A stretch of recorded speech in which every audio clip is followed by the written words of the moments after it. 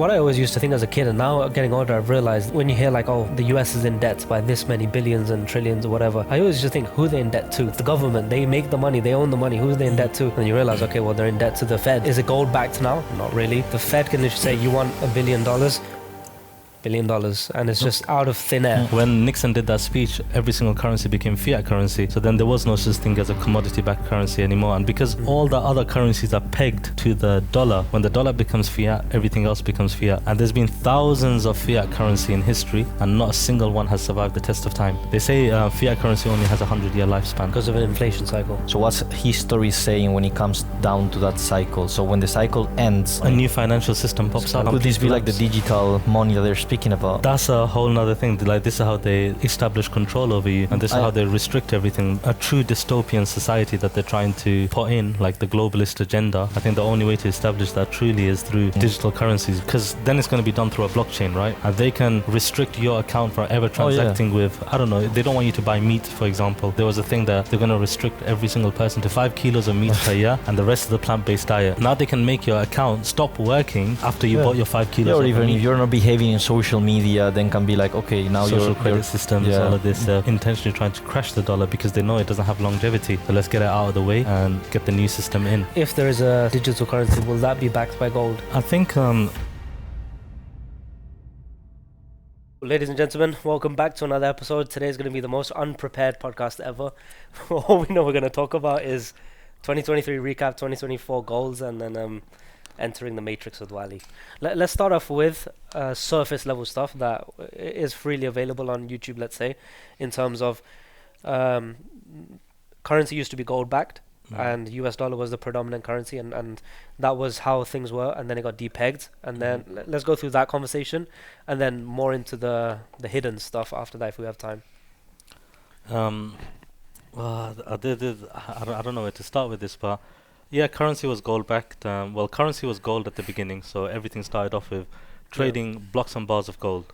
And then it became too expensive, or it became too difficult to move around large quantities of gold, because at the end of the day, even in today's example, a kilo of gold is $65K. Yep. But if you want to buy a house that's, I don't know, $3 million, you need 50 kilos of gold. And then even just say you're living in Dubai, you want to buy in Abu Dhabi, you have to lug 50 kilos of gold from Dubai to Abu Dhabi to buy that property. So what would people do was they had their own like banks, but it wasn't banks then, it was gold storage units. So it was just vaults. So people will deposit their gold into the vault, and then the owners of the bank will give them a ticket, an IOU, saying that you got 50 kilos deposited in this bank. And they might break up the deposit. Like, you might put in 50 kilos, and they might give you 51 kilo tickets, or I don't know, 100, 500 gram tickets, or break it down into ounces, or break it down into titi bars. Titi bars are the term for 100 grams of gold. Okay. 10 tola bars. What was a biscuit? A biscuit is just it can be different weights, but it's just a form that it's in. So so people realized then later, if this ticket says that is a receipt for 500 grams of gold, and I need to make a 500 gram payment, instead of going to the vault and pulling out the 500 gram and taking it all the way to you and giving you the 500 gram, I can just give you the ticket, I can give you the IOU, and you can go to the bank and start to the gold vault and redeem it yourself. And then that became the thing where everyone started exchanging the tickets. So it's like, because that ticket is as good as money, because it's reflecting money. Yep. And this is why if you look at the the greenback notes, so you're talking like before, I think 1928 or something like that, the notes before then, it says, I promise to pay the bearer on the dollar bills. I promise to pay the bearer, if it's a $20 note, $20 worth of gold. And then there was a fixed rate as well, like, I don't know, it was like $30 an ounce as a fixed rate. So you can go to the Fed and redeem that in gold. You had the right to do that. But going back, people started exchanging these notes. And then the owners of the vault realized that no one's actually coming to redeem the gold. It's too much of a headache to redeem the gold. So what do? Let's just overprint how many tickets that we have and start giving loans of these tickets. So now you're giving tickets representing gold that doesn't exist, but you're collecting an interest on them. So you're increasing your money. And that's how like the whole concept of fractional reserve banking came, Yeah. loaning more than you actually have. Yeah. But that whole concept came from there, and then obviously this is happening from time. Like the first example of this happening is before Jesus even. Yeah. The first example of it, and I think the first people that became big with it was an Italian family called the Medici family. That was the first family that became very big doing this. They made a lot of money. Rothschilds started doing the same thing. Rockefellers, Rothschilds, they started their base in Germany. Then his 5 sons, he sent them out to the 5 capitals of Europe. So Vienna, France, London, Frankfurt, and one more place. And they had the advantage that they can move money really fast because it's 5 brothers that own the 5 branches. If you wanted to send money to France, instead of sending the gold from UK to France, they would just send carrier pigeons. They'll send a note to the other brother in France, hey, put 500k worth of gold into this person's account. And they started funding the wars, etc., blah, blah, blah. And then this whole concept started happening again after 1944 with the Bretton Woods system came into place. It was the idea that, Europe after the World War was broke, completely broke. They spent all of their gold in buying weapons to fund the war. So they had no money, but they needed to rebuild that economy. And then US gold reserves were depleted, and then the Vietnam War happened, and a lot of stuff happened there. But what ended up happening was they established the concept that everyone deposits their gold with the US into the US gold reserves, and then the dollar is going to be backed by them gold reserves, and every other currency is backed by the dollar. And that's why there's so many pegged currencies. Like even the dirham in Dubai is $1 is 3.67 AED. Saudi Arabian currency is pegged. I think the ringgit is pegged as well. There's so many 20 plus currencies that are still pegged to this day. But the idea was the US is only going to print money according to how much gold they have. And then so the dollar is backed by gold and every other currency is backed by the dollar. And then when the Vietnam War happened, they started overspending. They needed to pay their soldiers, they needed to pay for weapons, etc. They started causing inflation. It's not the first example of inflation. It's been going on for many, many years. Before that, hundreds and thousands of years, ever since. You can research something called the Peloponnesian War. It's the first example of an empire collapsing because of inflation caused by the government at the time of the Greeks. But then, so they started overprinting, and the French were the first people that realized that the US are printing more dollars, or they're paying for a war, but they don't have the money to pay for that war. And then the French are thinking as well, and Europe started thinking, we sent all of our gold to the US, and these notes are meant to be redeemable for these gold, but they've overprinted it.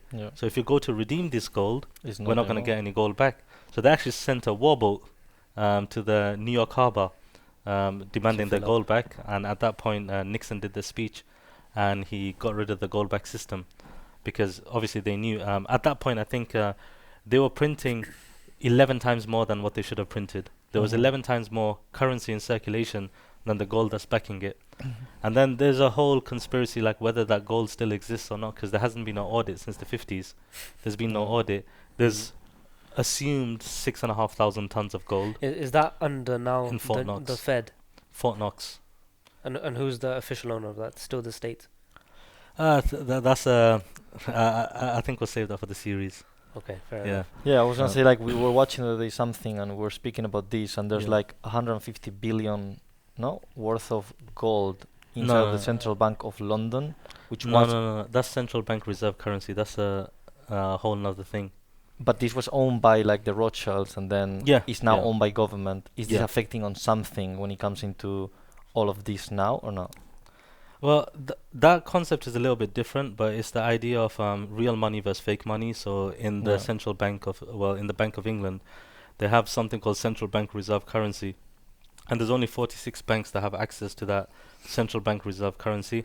5 banks control 85% of it, being Barclays, RBS, I think Santander, TSB, and one more. They control 85% of that, but that's the actual settlement currency. So now, an example of that is the pound example. Like, if I gave you a pound, how much payment can you make with that pound? A lot of people think, well, £1 is only worth £1 worth of transactions, but really the answer is how many times can you circulate that pound? Because if I give you a pound, and so I made a payment to you, then you make a payment to Alex, then Mhm. Alex, you make a payment to someone else. Yeah. Well, that £1 coin has done £4 worth of payments. Yeah. So the answer is, how quick can you circulate that pound? Mhm. So now in the UK economy, there's trillions of pounds worth of value every single year, but then there's only $150 billion as central bank reserve currency. Yeah. And before there was limitations on creating that currency, and now them limitations have been taken off, and now they can create that at will as well. But going back to the gold thing, when Nixon did that speech, every single currency became fiat currency. So then there was no such thing as a commodity-backed currency anymore. And because all the other currencies are pegged to the dollar, Mhm. when the dollar becomes fiat, everything else becomes fiat.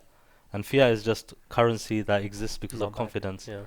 And there's been thousands of fiat currency in history, and not a single one has survived the test of time. They say fiat currency only has a 100-year lifespan, on average. Because of an inflation cycle. Because of inflation cycles, and there's hundreds of other things that come. Yeah, Is some the of the reason factors that come when into the play. US was overprinting when it was backed by gold, they were kind of doing it secretly, so Yeah. because no one was questioning is it Mhm. is it there or not, until the French realized. But is that a way they could inflate a currency without affecting them, because they can kind of export it, the inflation, to the rest of the people, as opposed to in their own economy they can just export that inflation because everyone's using the currency. Well, that's the so when the dollar got off the gold system, it started to collapse. So they needed another system to create demand for the dollar now, because the value for the dollar is collapsing. Mhm. So how do you create value for the dollar? Well, in this case, they established the petrodollar system. So they did the deal with the Saudis that you can't exchange oil in anything else except for dollars To prop it up. in exchange for military protection. Mhm. So that ended up happening, and then obviously every single country that tried to get off dollars, a lot of drama happened with them. Freedom came to them. Democracy coming to you. Democracy coming soon near you. But yeah, so now because there's a this is why it's very dangerous for Americans, and maybe it's even dangerous to hold dollars over the next 5 to 10 years, because we need to see what happens, how this whole global system plans out, because Yeah. there's a very obvious shift of power between the East and the West right now. The West are nowhere near the strength that they used to be in 20 years ago. But You mean economically, not military. economically, in every single way, militarily, economically, like this is the first year where the US couldn't raise their army reserves. They were 15,000 men short in the army, first ever time. Mm. And then the US, like, they don't have battle hardened soldiers. Like, if you, for people watching, I'd recommend watch Scott Ritter, Douglas McGregor, and all of these, military experts giving their feedback on the economy. Like, Scott Ritter releases a half-an-hour video every 6 hours, Oh. updating, Mhm. update, and I'm up to date with every single one. So my idea with this, like you said, like usually it's like a cycle of 100 years, right? So what's history saying when it comes down to that cycle? So when the cycle ends, what's been happening over the history of A money? new financial system It's pops a up. collapse of the It's Could, a it, could this complete be like the collapse. digital money that they're speaking about? Well, that's a whole nother thing. Like, this is how they establish control over you, Yeah. and this is how they restrict everything. Like, yeah. a true dystopian society that they're trying to put in, like the globalist agenda. I think the only way to establish that truly is through creating central bank reserve currencies, Mhm. digital currencies, because Yeah, because they can just put the number they want, basically. No. no, it's more so because then it's going to be done through a blockchain, right? It's going to be course. done. It's going to be Yeah. done through the blockchain, and they can restrict your account from ever Oh, yeah. transacting with. I don't know. They don't want you to buy meat, for example, Yeah. or like there was a thing that they're going to restrict every single person to 5 kilos of meat. That's Yeah, what a year. Exactly. 5 kilos of meat per year, and the rest of the plant-based diet. Mm. Now they can make your account stop working True. Yeah. after you Yeah. bought your 5 kilos Yeah, or of the even if meat. you're not behaving in social media, then can be like, okay, now Social your credit systems, all of this. your credit social system is like this. You cannot apply to this mortgage, all of these things. But like, can this be used? All the situation with inflation cycle, can this be used to maybe drop it into that side, like into this digital area? Well, there's two schools right now on this. Obviously, some people are saying that because you never know what the conversation is behind Yeah. these closed doors, where these elite groups or Mm. these where these I want to say it's not like Illuminati or something like that, Of course, but no. there's yeah. obviously there's a elite group that are in charge of the actual country, of all of these companies. Like, a country is like a company, and the Mm. president is the CEO. and then you got the board, and the board has to agree to XYZ. Now, there's two schools of thought with this. Some people are saying they're still trying to save the dollar, and this CBCD or CBDC is like the backup plan. But other people are saying they're intentionally trying to crash the dollar because they know it doesn't have longevity. So let's get it out of the way and get the new system in. Well, if there is a digital currency, will that be backed by gold? As in, does a fresh currency depends. always be backed by a No, commodity? No. no. It depends who backs So it. why would in the population have confidence in that fiat if it's not Because backed by anything? if they bring it out before a collapse happens, they can establish a fixed exchange rate With the old currency. with the dollar. So Okay. obviously, because that's the value of the dollar is defined by international demand for it. Mm. So when demand is high, the value goes up. When demand is low, the value goes down. And if they can do it before the collapse happens, they can establish a fixed exchange rate, and then that piggybacks off the what you call the new currency's price. Mm. Or and again, like the US, the thing is, I was reading something with the amount of dollars that are in circulation, because they're always overprinting and quantitative easing and everything that they did through COVID, and even before that, the excess, giving out all of these bonds and the national debt and XYZ. The price, if they were to back it by gold, it has to be worth like $30,000 an ounce, which is 15 times more than the price of gold today. Mm. And that's if they bought all the gold in circulation. Oh, okay. Like it's not possible to back Yeah. the dollar by gold anymore. It has to 'Cause be a it's too many complete dollars. new currency, and that's why, like with if BRICS brings out their own currency, they won't back it just by gold. They got so many natural resources. They got oil, they got gas, they got gold, they got copper, they got lithium, they got But they intend to have it manganese. all backed. yeah. Okay. That's the goal for it. Is it gonna work? Is it not going to work? Because even having a backed currency, there's pros and cons to it.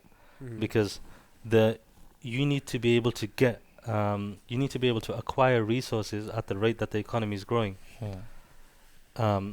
or else the currency is not going to balance. It's going to deflate, yeah. it's going to deflate or inflate. Mm.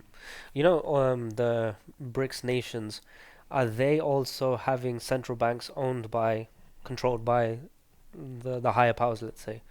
Yeah, yeah. So if they are now intending to take a gold-backed or resource-backed currency, what's stopping then those central banks reprinting at will and deflating it and then eventually depegging and the whole cycle again?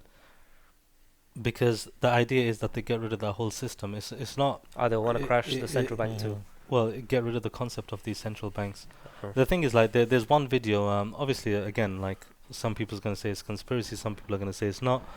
But there's a sick video of Putin, where he's sitting down and he's like, you know what? I like Trump. I like Trump. He's got good intentions. But when the guys with the black suits and the red Yeah. ties come in, he just has to be quiet. He can't do anything. Yeah. No, let's talk about that because it's a very like followable chain on how we arrived here in the context of the US, and where you were just taking the story, and then it was kind of like, okay, let's get into how the Fed came about, and then Jekyll Island, and then the family's influences, because that gives huge context into why the Fed and the creation of money and the banking system is so messed up, which is why it's why we're here in such an inflationary environment. Well, even that, like, it's like I think the first ever central bank was the Bank of England. That was established in 1696 or somewhere along them lines. Yeah. And then in the US, they were trying to replicate the idea of the central bank. So the Fed is the third attempt of creating a central bank. There was something called the Second Bank of America before that, which was a failed attempt, and there was one more attempt before that. So the Rothschilds, Rockefellers, these families, they've been Warburgs is another one, Vanderbilts is another one, 13 families in total, the Morgans. They've been trying to establish a central bank in America for a long time before it actually got established. The process took 300 plus years. Oh. From 1696 to 1910, around there, 1910, 1911, when it actually did end up getting established. So it was in the making for a long time. There's a funny story about how the Bank of England even got established with the idea of fractional reserve banking, because it wasn't fully privately owned. There was a 10% equity share made by the government of England in that bank, but that was meant to be a deposit into the bank. And then what they did was fractionally reserve lend. Just say you put $100 down, That means they can lend out $1,000. They lent out $1,000 to the shareholders, and the shareholders bought their shares for free. So that's the only reason they bought the bank of they bought the government of England in, so they can buy the shares in the bank for free. For free. And then apparently in 1944 or something, the Bank of England got nationalized and the government took control of it. But how true is that? You don't know. On the website it says as well, since 1944 we've been publicly owned. But yeah, the whole idea of Jekyll Island, that's a whole story in itself. Senator Aldrich and why they picked that specific island in Georgia, why they picked that holiday home, what they did with the staff. They got rid of all of the staff, how they all secretly met up, the 7 people that met up, the 3 people that disagreed to it. One of them was Isidore Strauss, and 2 others. They all died in the Titanic. So was that planned as well, or was that not planned? The 3 people objected. You're right. or The 3 families the 3 objected. people that objected to doing this, they ended up dying in the Titanic. The whole battle with Abraham Lincoln, not wanting to establish one, President Jackson not wanting to establish one. The president at the time when the Federal Reserve did get established, he said that was the biggest mistake of my career. Yeah. That's the biggest regret I had. We gave the power of our economy to a group of vultures. That's what he said. So, and then the whole meeting itself took place in secrecy. The bill was passed on Christmas Eve or something like that, Thanksgiving, when all the other senators were on a holiday, and the only people that came into work that day were the people that they bribed off. For the votes. And then even the idea of the Federal Reserve, like one of the guys that were there, I'm not sure which one it was, but one of the guys that were there 30 years later, in his memoirs, he writes, "We needed to pick a name that the people would think that it was created for them. So they chose the name Federal Reserve because it sounds like a government thing. But it's not really a It's got government nothing thing, to do with obviously. the federal. But they purposely chose that name. What I always used to think as a kid, and now getting older, I've realized is the when you hear like, oh, the US is in debt by this many billions and trillions or whatever, I always just think, who are they in debt to? Like, who are they owing them? It's the government. They make the money. They own the money. Who are they in debt to? And then you realize, okay, well, they're in debt to The future. but they're in debt to the Fed. Technically, yes. But the money is borrowed against future taxes. Oh, yeah, it's backed by that. Yeah. That's how they can repay it. Exactly. Technically repay it. But that's when you realize, okay, well, who's issuing the loans to the government? Whose debts is that hands in? Okay, it's the Fed. Who's owned by the Fed? Private entities. Can they? Is it gold backed now? Not really. So then it's like, okay, the Fed can literally say, you want $1 billion, $1 billion, and it's just out of thin air. When people slowly, and it's becoming more and more known, it's like, what the hell is that? And then where did in that timeline of becoming not backed, so it's just out of thin air, how did fractional banking come into that mix in that's the terms of a thing. timeline? Fractional banking left the mix now. So having the idea that the banks are lending out, like they're lending out your deposits, that's completely false now. That's completely false. Like It's not a 1-to-9 ratio anymore. No. That's gone a long time ago. That system got scrapped. Now we're in a debt-based economy, so now you borrow money into existence. So when a bank issues a loan, that money is created there and then on the spot. Out of thin. Oh, that was during COVID times, no? No. When was that? Even before, no? I think the 90s or something like that. I'm not sure when the system first became digital. So they don't. Before it was like they need a minimum of this many percentages of deposits, and there was laws regulating it, but that's all out of the window now. And there's this whole thing. Actually, when David Cameron was running for president in the UK, his whole thing was we're going to reduce the UK national debt. So it's like we need to start saving. We need to pay off the debt. And then all of these economists, they had a full uprising where they're like, you can't save money. Because the moment you save money, you pay off the debt. And when the debt is paid off, the money no longer exists. So what you're doing is you're taking money out of the system. And then a lot of people have the thing, well, I'm not borrowing money. But every single penny in existence, somewhere down the chain is paying interest on it. Like, we might have the thing, I went into work 9 to 5. And then I got paid at the end of the month, so I never borrowed that money. No, that money was created as a debt. So that means maybe the CEO of your company took a loan, or maybe the person that paid for the services of that company took a loan to pay for that service. Always Or comes maybe from the like same point. if you follow it far back enough, someone had to borrow that money into existence. Whether it was the government borrowing into existence as a form of quantitative easing or paying for, I don't know, some government funded benefits, or whether it was someone going to the bank and asking for a mortgage, or asking for a loan on their car or whatever the Mm. situation was, that money was created out of nowhere, but it's created as a debt. When you pay off the debt, that money Mm. doesn't exist anymore. So what you end up doing is shrinking the economy. And then what happens? Well, if the economy shrinks, the strength of the currency goes up. If it goes up too fast, you're not competitive on the international markets anymore. Because now, if you were exporting to US and $1 was 90p, 80p, now $1 is only 50p. The price of the goods is still the same, but In dollars, yeah. in dollars it's Mm. gone up. So they're gonna look for another person to trade with. Mm. So they were like, you either scrap this debt-based economy and bring out a whole new financial system, or you keep on going with the system and borrow money into existence. But the moment you start paying off that debt, you're shrinking the economy. So Do these like systems have like a plan beyond, let's say, the next year, where like eventually the currencies are going to get worthless and worthless and worthless, and now there's nothing backing them? It sounds like it's ready to implode. Yeah. What is a Yeah. longer Sounds like a plan? ticking bomb. Yeah, it's just yeah, it's been a ticking bomb because, well, if you take US as an example, which is a good case study on it, Mm. it's the price of a house in 1950s compared to today versus the salary of a teacher Mm. compared to 1960s to today. A house at that time was like $30,000. So in 6 months and the teacher's salary was $65,000. Since that time, the same house is now worth over $400,000. That same house. Yeah. Obviously, it's not the fanciest house; it's just somewhere to live in. Yeah. Just a very normal accommodation. But the salary's only gone up by $4,000. It's $69,000, which is the salary of a teacher. I might be wrong on it. The report I might have but read it might is be the wrong. gap between There's a earnings and Yeah. house prices is So- widened. Exactly. Mm. And then the question comes like, what is the goal with it? Well, the goal for the bank's perspective or the people who are issuing the loans perspective is the loan never gets paid. You have a rollover. Yeah. So It's then forever trapped. so the It's idea an is, interest trap. Yeah. Yeah. well, you either take a loan of the equivalent amount that you have to pay, but you take that at a higher interest rate. So then what you end up doing is destroying that amount of money but creating the same amount of money at the same time. Mm. So you pay off the loan, but you pay off the loan with a loan. No, what I'm gonna let's say I'm just working my job and I'm making my repayments. Eventually, I Mm. will pay off my loan.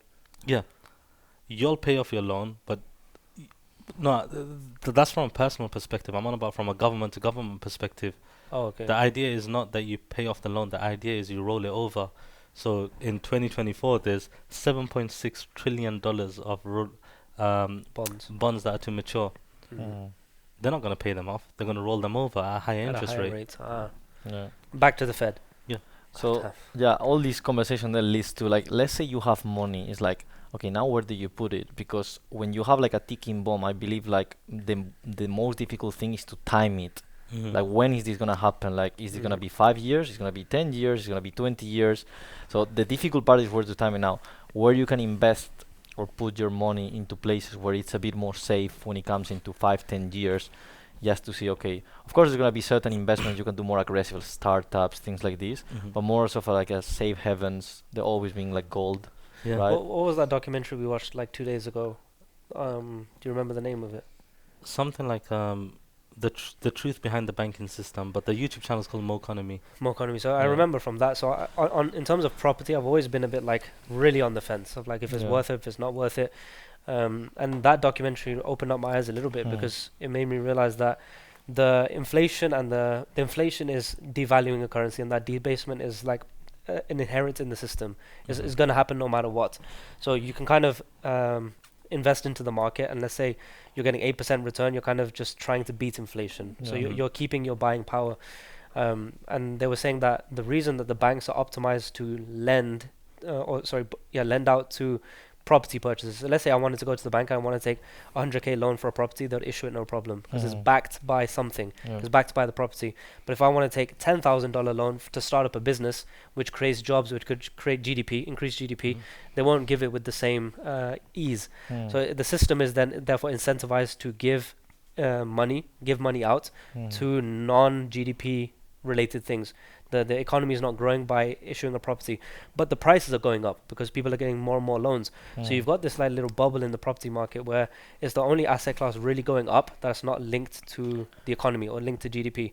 So my initial thought was, okay, if I buy a property and then I hold it for 20 years and then I sell it, yes, I've increased my money, but the buying power of my money is maintained. So because if I want to buy $1 million house today, and then in the end of my life is $2 million, let's say, if I want to sell that and then buy something, I can only buy a $2 million house again. So the money didn't appreciate. But unless it crashes. but it's also then it's like if you're putting it in the market, you're just beating inflation. Yeah. But the property market is going to go up because the banks are incentivized to give it out to them because they have something to back it and they have a backed asset. And from that documentary, basically what I remember was it's kind of like the best place to put money into. If you're cash, if you're taking a loan, it's a mess. But if you're cash, it's the best place to put money because that's always going to go up no matter what. You will have cycles, you will have crashes in the market, but even property will retrace. But in the long term, it'll always go up because banks are incentivized to create money out of thin air specifically for property, which means forever prices will go up in property forever. So that's what I mean. It went into detail, which is why I asked for the reference because it's an interesting watch. There's a reason for that as well. That's not in that documentary. It's not mentioned there, but when a bank issues a loan, how is it written on the ledger? A loan is written as an asset and a liability at the same time. It's an asset because it's an interest-bearing thing. Because if I'm a bank and I give you a loan, then I'm collecting interest from you. It's an asset. But me as the bank, I had to borrow that money by setting up a bond with the central bank. So I have a liability with the central bank as well. And when you default on that loan, the asset is written off, but the liability is still there. So they don't want to give that loan to businesses because because the business itself is not a guaranteed asset. Because for example, it's limited liability. You can default and close it. Yeah, you can default and close on it. Exactly. Why it's called a limited liability company. So then they need to give it loan collateralized against something that can act as an asset to write off the liability in the case of a default. And that caused the 08 crash basically. They were printing and giving out loans and then the defaults. But actually that reminds me, so there's two things I want to kind of solidify is the kind of flow from the banking system. So you have, let's say, the central bank being a private entity, and then you have those 5 surrounding banks, and then each bank goes through them. That's so the system's different in different parts of the world. That's more the UK system. Okay. The US system's a little bit different. The European system's a little bit different. Everywhere has its own systems, but with the UK system, the whole idea of it is they don't really care about how much money is going around as long as the settlement amounts are still the same. So as long as they can settle the transactions at the end of the day, they won't really look to, like, the bank itself will not look to borrow money from the central bank. When it's getting close to not being able to fulfill a settlement. So actually, what do we mean by this as well? Yeah, so that was the second thing I wanted to solidify, because when you were like, there's 2 types of pound GBP. So what do you mean? It was like a real one and a fake one. Go through that because it was hard for me to follow that, but it was when you get it, you're like, what the heck? If you look at, there's like 70 million people in the UK. How much money do they have in the bank accounts, and then how much money do they have liquid as cash, etc. Ignore the cash, because cash only represents like 1% of the true currency in circulation. Everything's digital now. So if you add up everything that people have in their bank accounts, then you got hundreds and you got trillions of dollars worth of deposits in banks throughout the UK. Because you need to think about, like, Amazon's UK base. How much money does Amazon hold in the UK? How much money does, I don't know, all of these conglomerates hold in the UK? Then all of these billionaire individuals, how much money do they hold? Then the middle class and then the lower class citizens, how much money are they all holding? And then everyone's transacting every single day. You're making payments. So I'm making, I don't know, you go to buy a bottle of milk. I made a payment between myself and the shopkeeper. Well, let's do it as 2 banks. So you're HSBC, I'm another bank. Yeah, okay. And I have my clients and you have your clients. Yeah, so client-customer relationship. I bank with Barclays, you bank with HSBC. You have a shop. So you got a corporate account with HSBC, I got a personal account with Barclays. I go and make a payment in exchange of a service or a product, right? That payment doesn't get settled straight away. And that's why on your balance, when you look at it, you might see something called an overnight balance, and you see available balance. And the overnight balance is typically always higher than the available balance. The available balance is how much money you can actually spend. The overnight balance is how much money that Pending. you have, including your pending transactions. Exactly. So now, what happens is these banks, the five main banks, basically, or you can say the 46 banks that have an account with the Bank of England, they have access to a different type of pound called the central reserve currency or central bank reserve currency. It's just another pound. It's a digital pound. And it's a one-to-one. It's a one-to-one. Now, if I made a payment to you and then you make a payment to them, them payments don't get settled instantly.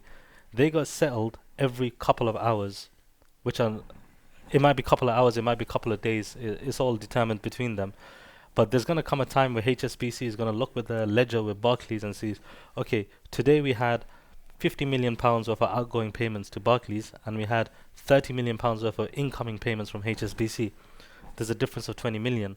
So instead of moving So each instead of transaction, moving each transaction, they'll just look at the end and move the final amount at the settlement times. Yeah. And then what happens in the Bank of England is they'll send a command to the Bank of England and they'll be like, okay, move 20 million from our HSBC account to the Barclays account, or from our Barclays account to the HSBC account. That goes through the central bank. Yeah. Wow. That goes through the central bank. So then you'll get a movement of 20 million pounds there. And once that movement is complete, that's when everyone's transactions, pending orders are complete. Or like the payment is done there and then. Like when you went to the shop and bought that good, the payment is done. But the bank hasn't settled the balance until that happens. And that's when you see your overnight balance refresh to your what your actual available balance is. So in that example where you had like 50 and 30, so there's 18 million pounds worth of transactions going on, but in the end of the real currency was the 30 difference. Yeah, that's so the 30 difference. so whatever that number was, that's the real money that goes to the central bank, but the individual transactions, that's just like you're holding a tally. Yeah, it's not real money moving. that's what it is. So that's why one of the first things I said was, if you have a pound coin, how many payments can you make with that pound coin? Yeah. Is there It's any on the any screen. danger on this, or is more Yeah, like or is more like the way it works and that's it, or is there any danger attached to like the ways the system is run? There's many ways that the system can collapse. Number one is the bank doesn't have the settlement because it doesn't matter how much of this common pound that everyone else is using. It doesn't matter how much of that they have. It's how much central bank reserve pounds they have. If they don't have enough to make the settlement for the day, then the bank goes into default and the bank gets liquidated. So they have two choices. They either have to borrow from the central bank in that time, or borrow from another bank that's willing to give them the central bank reserve currency. And in the whole economy right now, there's only $150 billion worth of that central bank reserve currency. It's not crazy. matching. It's not matching. That's at why all. Henry Ford, I think it was Henry Ford, says if everyone knew how the banking system works, They go to war tomorrow. like they'll go to war tomorrow. Like this, Yeah. the financial system will collapse because everyone will be scared and everyone moves on fear. So everyone will try to take out the money. Of course, they would not allow it, but like everything will collapse. How much money in a bank account is insured or guaranteed by the bank? 250k, No, depending. it's a lot less. There's a lot less. 85k by the FSCS in UK. In UK, That's yeah. backed by taxpayers, right? No, that's backed by. As in, if the bank needs to pay out that amount, they might not have it. Then it's they backed go by the government. they go bankrupt, and then the government bails them out. Yeah, 80k. 80k. But yeah, Which if is you have nothing. more, then yeah. But that's another thing which is worth looking into is okay, you got that much the fund that pays the backing, it's a government entity that pays that backing. That was also established by the same groups that established the Fed. And the reason why they established it was to let the smaller banks go bankrupt and let their own banks stay into power. Because what ends up happening is that fund is made from everyone paying a specific amount of money or taking an insurance policy against the deposits that they have.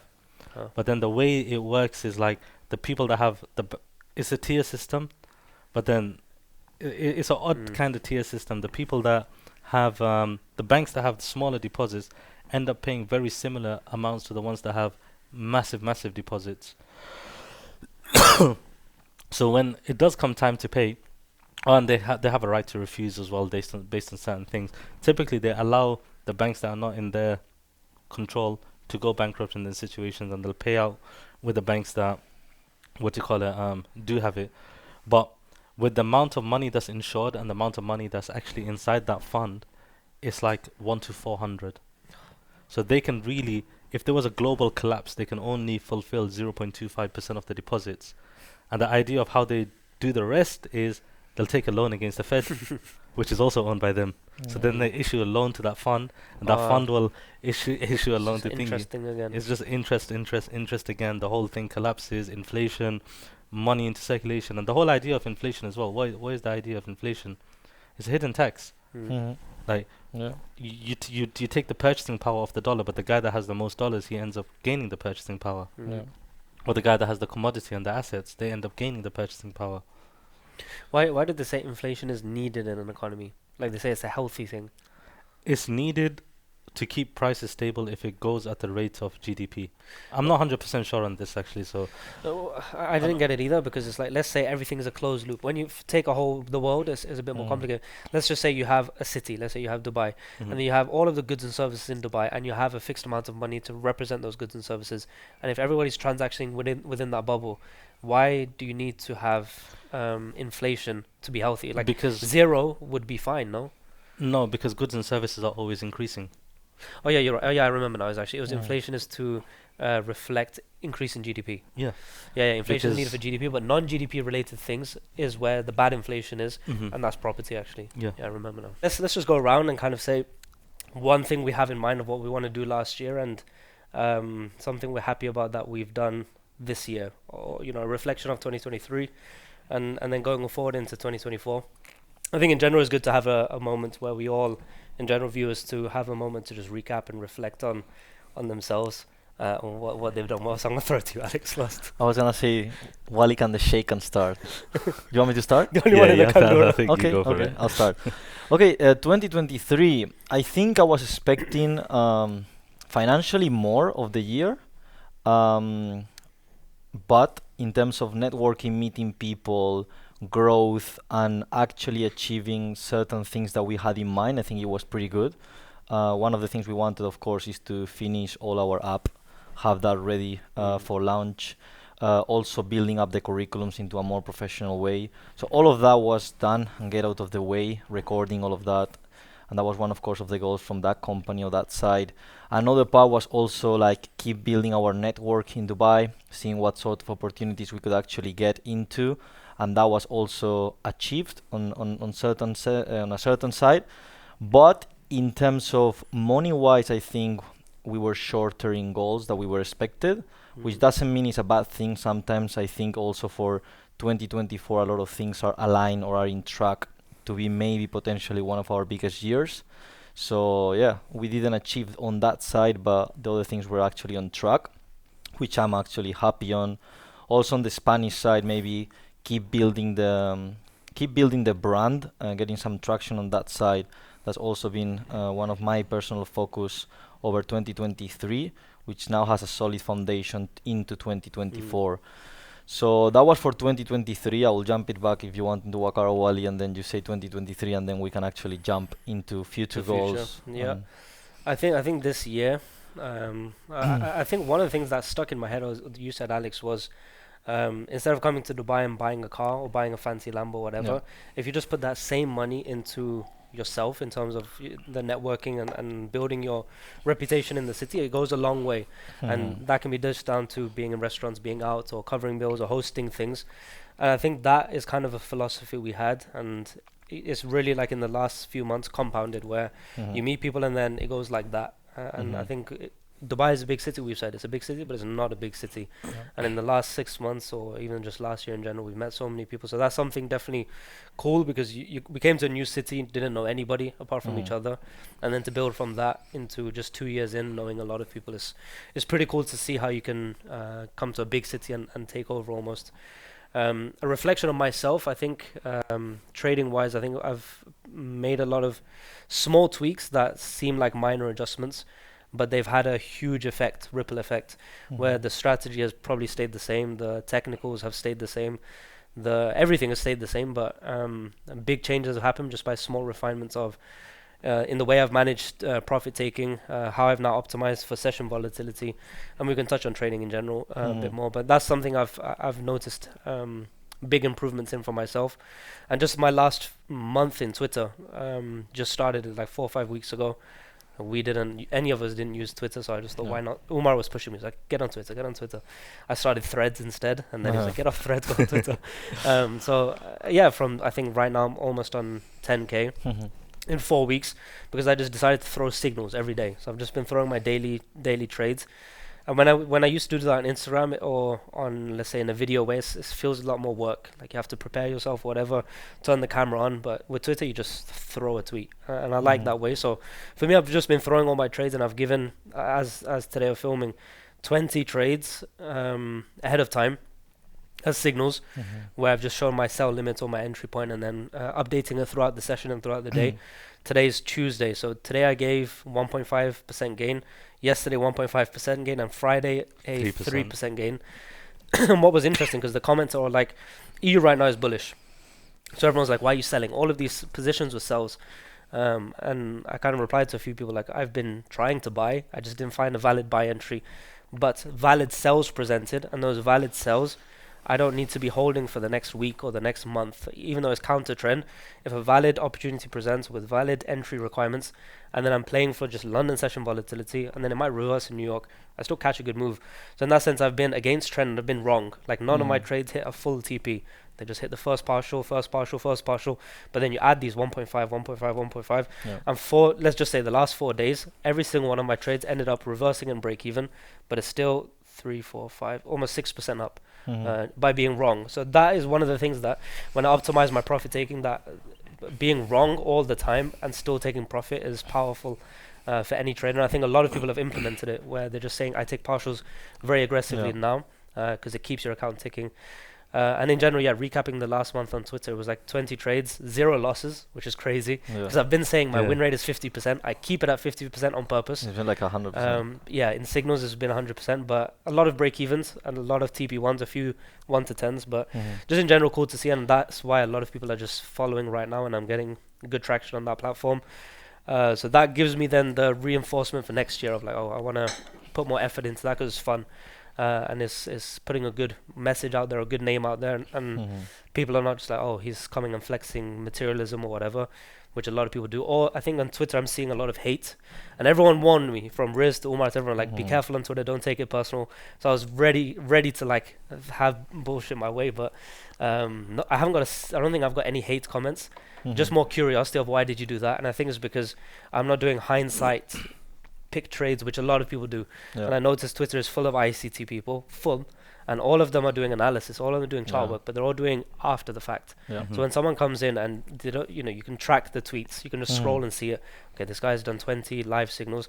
So I'm not getting any hate despite what I was prepared for. So I think next year I'll be more just on social media, because I'm enjoying it for now. Before you start, what did you just say before we started filming? You're getting calls from the Bugatti building. Bugatti building, sorry. Applying it to it.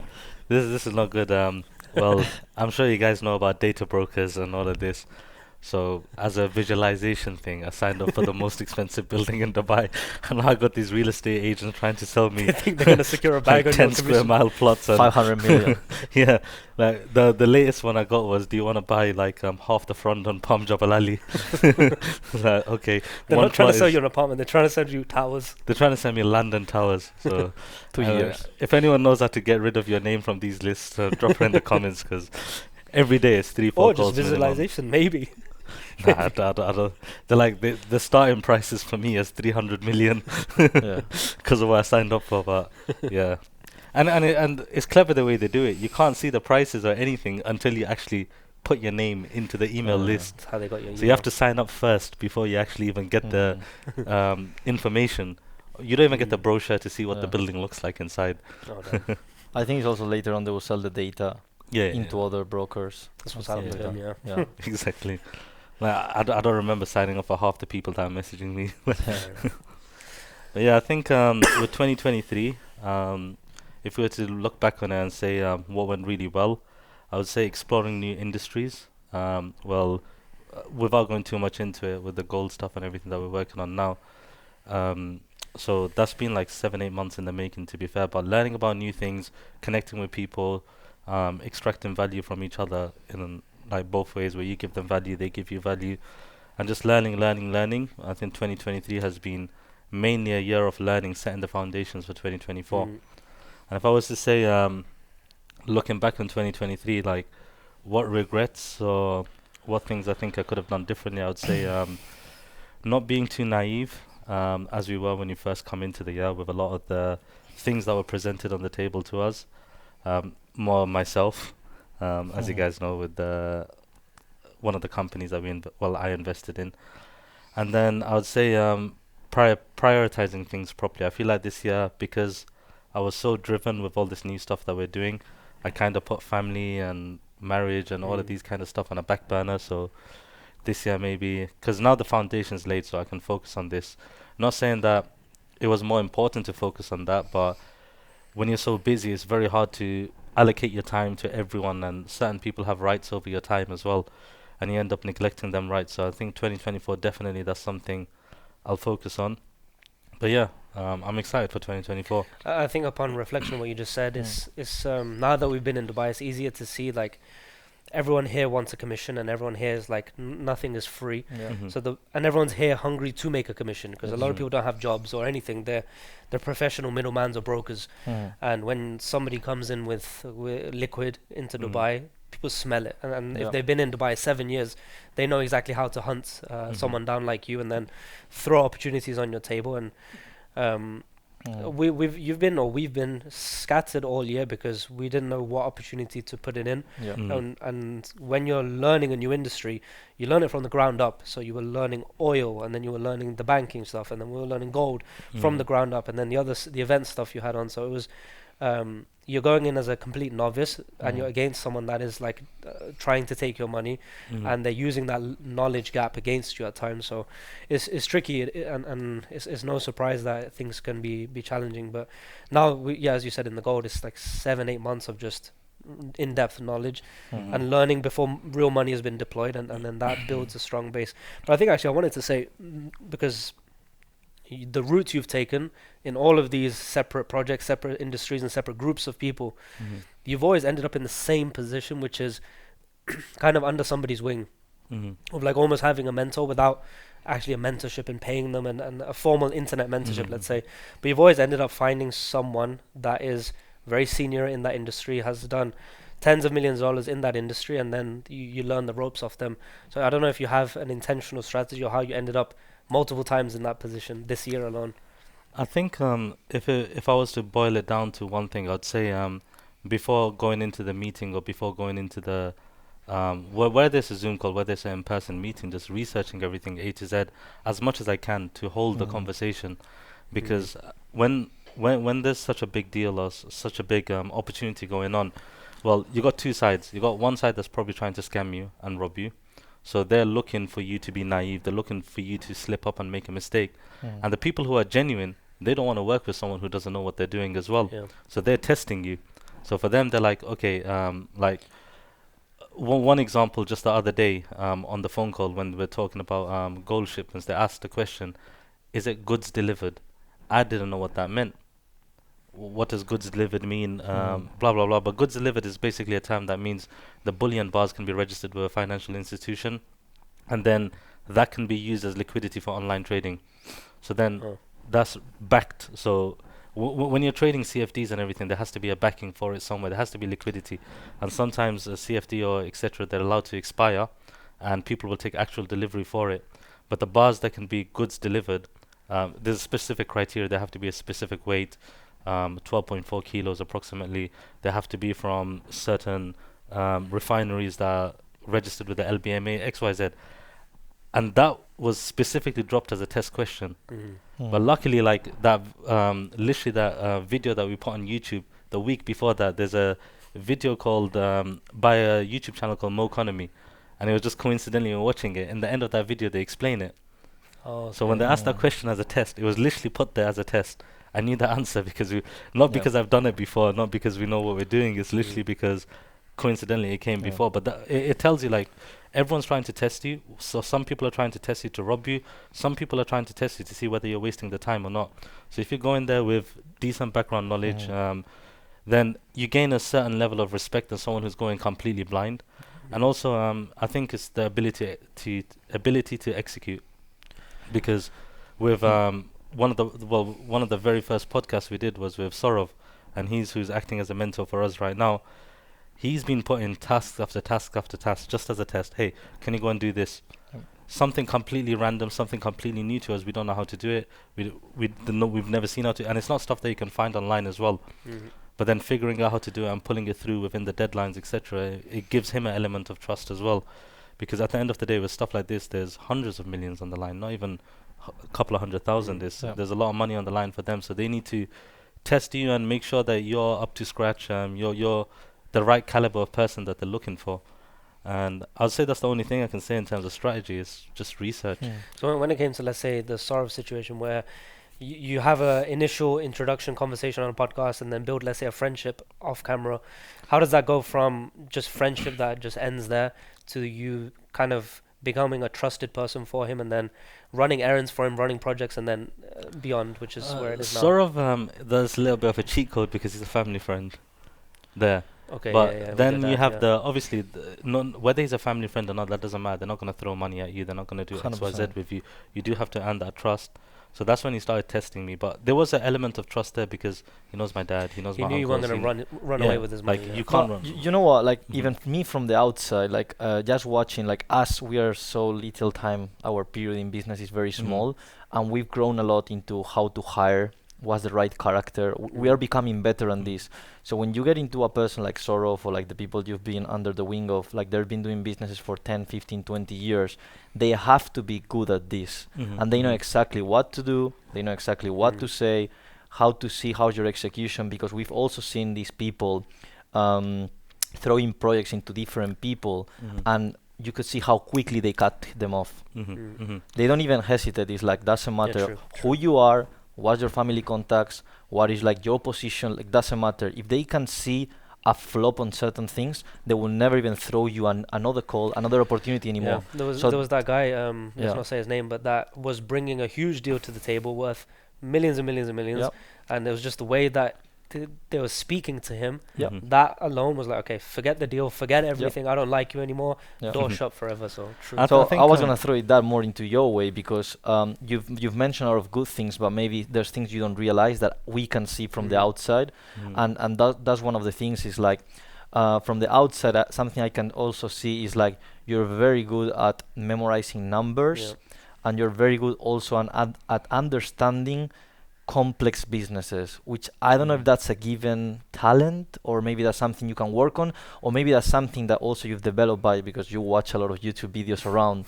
So your knowledge on certain topics are deep, Mhm. therefore you end up knowing what to talk on certain But positions. it's also his retention. Like we've watched Yeah. so many documentaries Yeah. together, 7-hour marathon documentaries, and I'll leave that whole documentary remembering 3 things. Yeah. Or let's say I call my brother and I'm like, oh, I just watched a documentary Mm. with Wally, and I'm trying to Yeah. tell him like, what did I learn? I don't remember anything. And then you Yeah. ask Wally 3 months later, be like, oh yeah, the 1942, 20. But that's why I'm trying to mention this Yeah. also, because sometimes like when the question is thrown back to you and you're speaking You about don't know yourself, yourself, you're gonna yeah. mention, okay, maybe I'm trusting this, but from the outside there's things that we can see of like, okay, you're quick at understanding these businesses. Execution is very important, as you said, Mhm. because this person execute to a level which they're running like a conglomerate of like Mhm. 9 different industries, 7 different Mm. industries. Therefore, if these guys operating to a very high level, they're gonna expect you just running one of their businesses to a very high level. Mhm. Because if Mhm. I can run 7 industries, you should be able to executing do higher one. than I am doing just on one of my projects. Yeah. Therefore, like all of these things, but of course, trust is a big one Mhm. for these people. There's hundreds of millions on the table, so they're not gonna trust someone that is just gonna rob them 50k euros, Or something like that. unprepared, yeah. Or I think one unprepared. thing I don't know if you guys noticed, but if you go back to Sorov's podcast, you asked him how do you do your interviews and how do you hire people, Hmm. and he said I start the interview from the moment they walk into the building door, and even I'll watch them how they went into the lift, how they interacted with the person in the reception, Mm. what kind of clothes they're wearing, everything. Like his Yep. interview is not the Q&A session It's that just takes. life, yeah. Yeah. It's life, and if he likes the person, he'll hire them. If he doesn't, Yeah. then what do you call it? Obviously, that person doesn't have an opportunity with him. And I think that Dubai trip that he did in March was the interview. Mm. Because if you see You the Do you way think he in his mind was doing that on purpose, or it just aligned after the trip? I think obviously that meeting was that whole thing, there was no intention of doing anything. Yeah. Like there was no intention he come for. He just He's like, I'm in Dubai, let's meet up. Obviously we knew each other from before, so he's like, let's meet up and let's talk a little bit. And then he obviously went out for lunch a few times. He did the podcast. He gave us his time on that. That was like a 3-hour podcast as well. But I think from that moment on, like, you notice like he's picking up on certain details. He's asking certain questions. He's telling you to behave in certain different environments. He's taking you to also different environments. Like invites me to his house, in his apartment, see how I behave there. Going out for a coffee, going out for a lunch, doing the podcast, meeting his friends, meeting his other business partners as well. Even one of the meetings, he threw me into the deep end, saying, "This guy knows everything about a random industry. I can't even remember where it was. I know nothing about." But then that person started asking me questions, just like he made the whole thing up. To the what you call it, his mate that was there. But I think the whole thing was, let me see how I handle it. Let me see how he I handles remember it. now. But it was so random. I was like, huh? I know nothing about waste management. That's what it was. It was about waste management. I remember the first day right after the podcast, we met up with his wife and child, and she left the milk bottle. So they left the restaurant while he's walking around the mall With with the a milk bottle. baby milk. Yeah. I think that could have been a test. Like, will you return it back properly? Will you leave it there? What will you do with it? I don't know. You walked around the whole You mall. never know. with You never baby know. milk. Milk bottle at home. Yeah. But yeah, another thing that was interesting to see, we had like a lot of industries we were learning about, and then in the end, maybe it didn't lead to anything or whatever it may be, or we just didn't like the opportunity. Maybe it was a scam, but there was still like a month of work preparation and learning, mainly you. But in the end, now looking back at the end of the year, it's like, okay, well, the things you were learning about the banking side, that project didn't go ahead, but all of that prep has now gone full circle back to the gold now, where you're learning about how to do correct transfers, MT, Swift, blah blah blah, all of that. So it's also a case of, just because something didn't play out monetarily doesn't mean it was wasted time. And I think everything is a learning curve. Everything. Like Everything. there's certain things, like for example with the oil stuff. I know for a fact now, no matter what oil stuff comes our way, never ever, like, don't even invest a second into it, because unless you've been in that industry for like 10 years, you're not tapping into that industry. And no matter what was that thing that guy said to you at the end of the deal, when he walked you towards the end of the deal, and we were all thinking this is going to be great, and then he was like, okay, I knew this was going to be a scam the whole way. I just wanted to see how far it would go. So he had a saying in Arabic. He goes, well, the translation of that saying is, when someone's lying to you, follow them to their house. So as in, like, the idea is like, you're having a conversation and you walk in with someone. Okay, let them take you to the door, and then see what's behind the door, because there's going to be nothing there. But see how he reacts when he gets there, right to the end. So it's like, okay, so it was fully fake, obviously, the whole scenario. The whole deal or whatever that was brought to the table, it was going to be a scam. The person that we bought on is in the UAE, one of the biggest oil traders. So he was, again, mentoring us, guiding us, XYZ, for context for the people watching. And then he spotted it straight away. He just looked at the numbers and he goes, these numbers are miles off. These kind of numbers don't exist. Okay.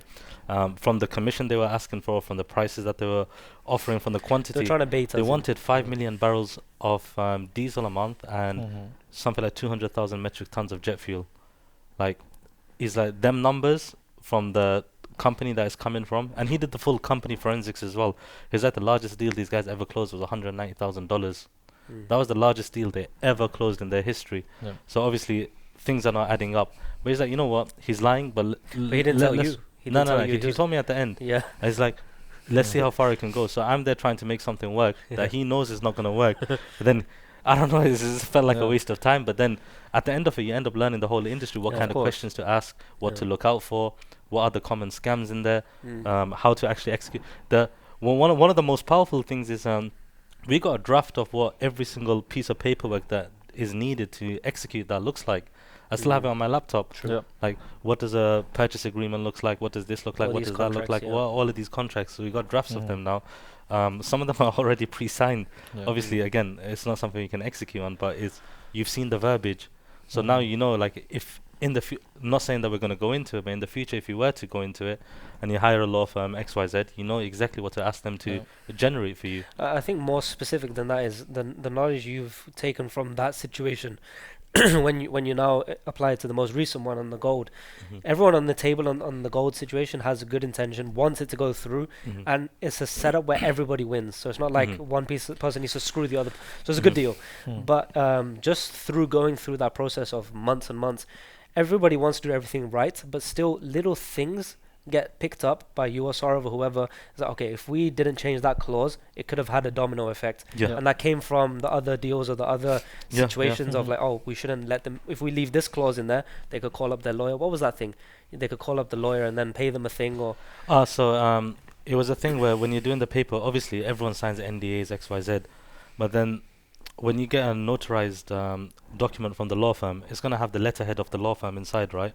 Hmm. So it's like, well, instead of hiring the law firm, let's hire the top lawyer inside that law firm. So we know everything is legally accurate, the verbiage and everything is correct, the clauses are all fine, but it's not backed by a law firm. That's the final step we do, doing the notarization. Because if someone wanted to cut everyone else out and get access from the buyer and the seller directly, as an example, then all they have to do is call up the law firm, Right. Which reference is the on the contract. letterhead, yeah. It's on the letterhead. They know exactly who to call up. They know who the lawyer is. They know Yeah. X, Y, Z. So just call them up, offer them, Yeah. I don't know, 50K. Tell me who the other party is. Release the company information, That's it. and that's it. Then everything's gone. There's no Little business. things like that that you'd never think Yeah. about until you're told Yeah. or come across it. Like, okay, you learn and Mhm. on to the next. So yeah, Or that's even Mhm. breaking. I remember on the oil one, you can even break your whole relationship based on offering a deal. I remember true. something that happened is like when an offer comes to you, you have to make sure that that offer is not in the market yet. Mhm. Because if Mhm. it's in the market, what happens usually is that your contact is gonna look like a pirate, like he's Mhm. trying to take out a deal out of Yep. the table that is already happening. Mm. Therefore, like small things like this can even like you had like a top contact that now is looking bad on the market that he's been working for 20 years just because you sent them a deal that was already happening, Circulating, yeah. Mhm. which you didn't know, which you were just like just trying to get an opportunity into a Mhm. table, and now you Mhm. just fucked up his relationship. So small things like this, we've realized that they're so important to have a mentor also that actually is in this industry for a long time. Mhm. If not, it's better, I will say, even not to get into, because there's Mhm. so many things that we've seen of like small things like this that we're mentioning that it's just not gonna get into any like final point Mhm. unless you get like a good mentor. What do you think it is about, let's say, Sorrow, for example, where he's in so many industries and he's done so much big projects in those industries, but commodities was fairly new to him. Mhm. So even though he was, let's say, mentoring you, you were both fresh to that industry. Mhm. Mm. How do you think he operates in the same industry, but then learns faster, does more, has better contacts, so everything that he's done in the same time frame that no one else could do, even if you tried? Well, the first thing, I think we should reference some of these articles. So Saurav, he's in power plants. He's got around 1,000 megawatts worth of power plants right now in Bangladesh, from synthesis gasification to solar to wind energy. Then he's got his construction company, he's got his IT companies, he's got his textiles company employing over 12,000 people. And even the power plant company, he just sold 1.5% as a power purchase agreement for $370 million. Yeah. Mhm. And I think we should link up all the articles. But Saurav, he has again an advantage because he's got a team of researchers and he's like not human resource. That's not the correct word for it, but He's got manpower. he's Yeah. got manpower behind him. So if he wants to learn about something, he doesn't sit Ah. down and he's got 50 people researching and giving him the key points that he needs to look out for. Yeah. Smart. That's it. It's a Alright, different this level. it talks It's about leverage. delegate everything. Yeah. He's like delegate everything. Like Yeah. whatever you're gonna do, like 10 people is gonna do better than one. Mm. Delegate all of your tasks out, and you just focus on getting the key points, key points, key Mhm. points, key True. points. Mm. How do you think he was able? Obviously, in Bangladesh, he's got contacts, and his whole career has been there, so he's got a good network there. How do you think he was able to then come and do the same thing in Dubai or in Africa, let's say? How do you think he's able to build a network, even though you're, say, a wealthy businessman? How do you think he took it global? Well, that's the thing. He's a big time exporter and importer. So, because he's exporting to Europe, so he's got his contacts in Europe that he's exporting to, especially in Vienna. I know he's doing soft loans from Vienna, so he's got contacts in the banking industry there. He delivers a lot of product to Kosovo, and then in the Middle East, H&M, Zara, Bershka, Mango, all of these brands, Mm. he's supplying the clothes for them. Same thing in the US as well. He provides a lot of blanks. So like Unbranded. Mhm. just a white T-shirt, for example, with no logos, no nothing. So I think he, like, through his business, he already had a network. So it's like, okay, when I go US for business, my partners there are gonna introduce me to friends, etc., and just getting along with them. I remember one Mm. day. I mean, long story short, go watch his podcast. Yeah. This is one of the least viewed ones, but he's a billionaire. So, Yeah. Yeah. but one thing that you told me was, when you saw someone on his level, it was like he's not creating crazy business models, but is his financial literacy on understanding banking instruments and how to leverage everything. Does an example of that come to mind? Because I remember you told me a story about one of these things.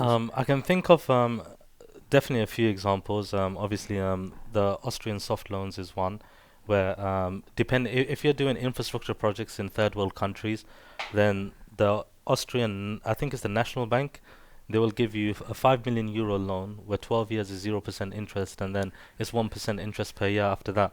But then if you split your power plant project that you have as an example into, instead of getting the loan from the holding company, you get a loan under every single branch, and you have 30 branches.